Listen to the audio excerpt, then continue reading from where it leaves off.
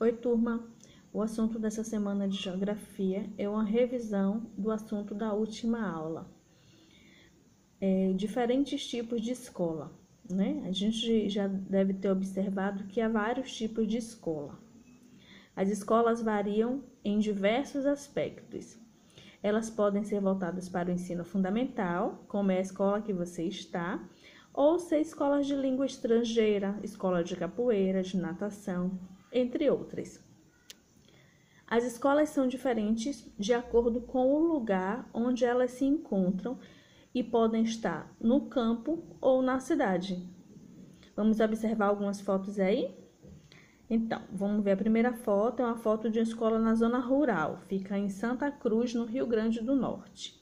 A outra foto é da escola municipal no centro da cidade de Pará de Minas, em Minas Gerais. A terceira foto é de uma escola numa aldeia indígena, que fica localizada em Buípe, Pernambuco. Na quarta, é uma escola no quilombo de Monte Alegre, em Belém do Pará. Então, já podemos observar aí 4 tipos de escola em 4 locais diferentes, correto? Vamos agora estudar cada um pouquinho delas. Vamos lá. Então, temos escola na cidade, não é isso? A escola na cidade, grande parte das escolas brasileiras atende a população que mora nas cidades. Nas cidades existem escolas públicas, que são implantadas pelo governo, ou municipal, ou estadual, ou federal, e escolas particulares, que são fundadas por pessoas que trabalham com educação. Nas escolas públicas, as crianças e os jovens estudam gratuitamente. O governo também fornece alimentação, uniforme, livros didáticos, entre outras coisas.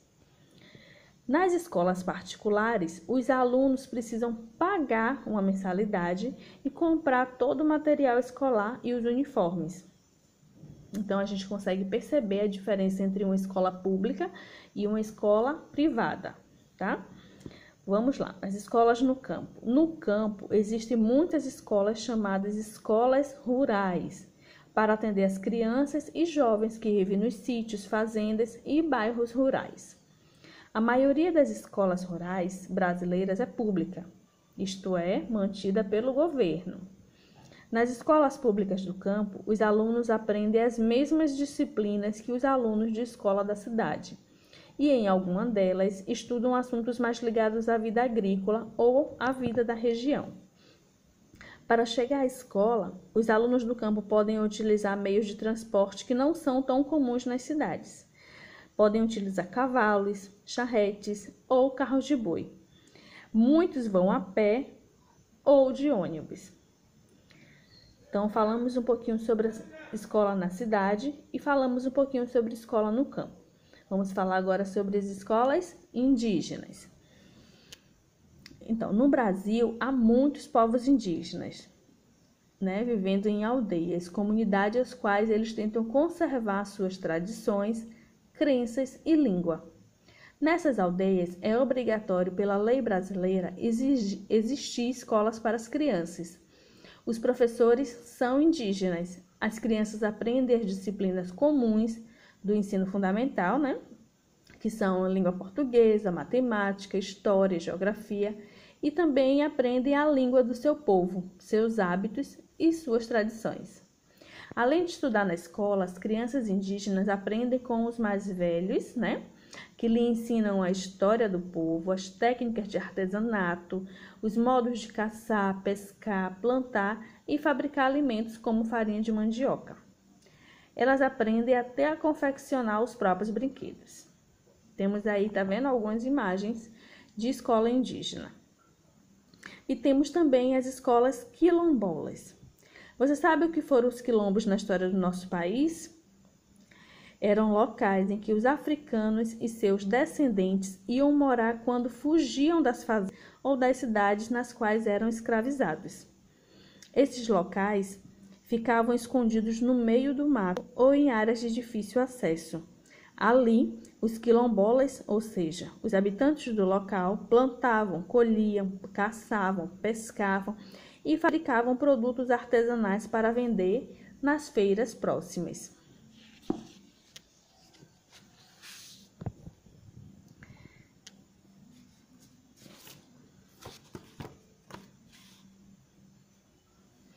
Então, não apenas os africanos e os afrodescendentes moravam no local.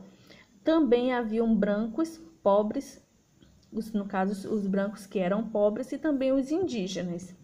Muitos desses quilombos duraram por centenas de anos e existem até hoje.